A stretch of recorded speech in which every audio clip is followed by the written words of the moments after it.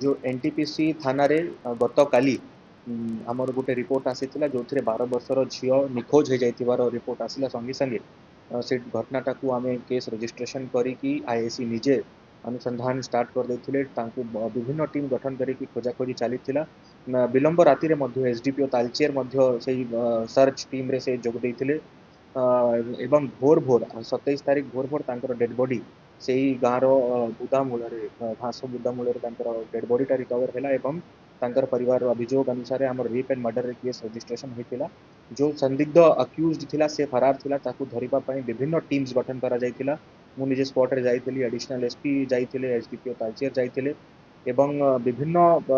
angles रु सुराग पाई कि आमर स्पेशल स्क्वाड साइबर टीम मिसिकी से अक्यूज टाको आम 24 घंटा भितर काबू करि पारिछु एवं ताकू मध्ये गिरफ्त करा जायछि एवं